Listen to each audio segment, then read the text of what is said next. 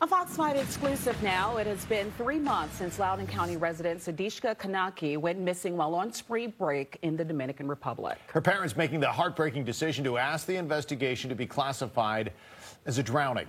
Dominican authorities closed the case, but one law enforcement agency says they're still not ready to do the same. Fox 5's Stephanie Ramirez is live with an interview you'll only see here on Fox 5. Steph.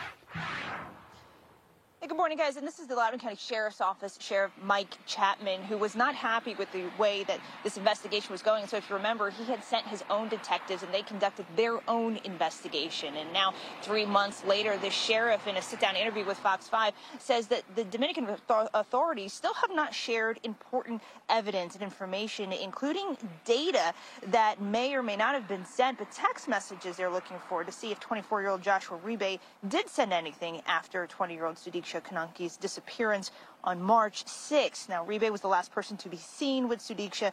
He was never a suspect, but did tell authorities at one point they were in the water together when a strong wave hit them, and he tried to save her, and by the time they got back to the shore, Uribe told investigators he'd fallen asleep. There was also a claim that he last saw Sudishka walking toward her items.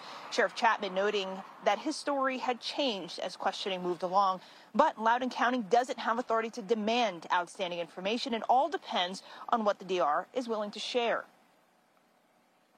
The public deserves to have an update on what's going on here, and I wish I had more information to provide. All we know is what we get garnered from when we sent our people down there and them talking with, with the witnesses, with Dominican authorities, with the FBI.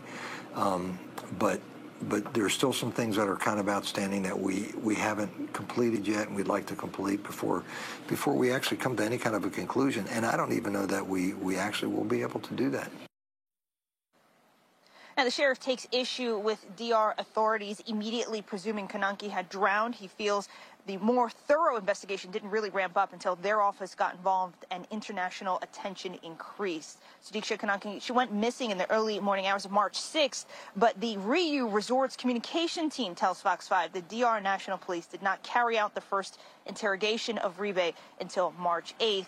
2 days after her disappearance. The sheriff also explained that when we were reporting that the FBI was involved, that it wasn't actually that there were agents on the ground. This was more so embassy liaisons who have ties to the FBI. We did reach out to the FBI saying they have no comment. So we're going to have more guys coming up on our conversation and the warnings that the sheriff has, as well as some new video that he discussed that was of the two in the water. We'll have more coming up in the 7 o'clock hour. I'll send it back to you. All right, Stephanie, I look forward to learning more.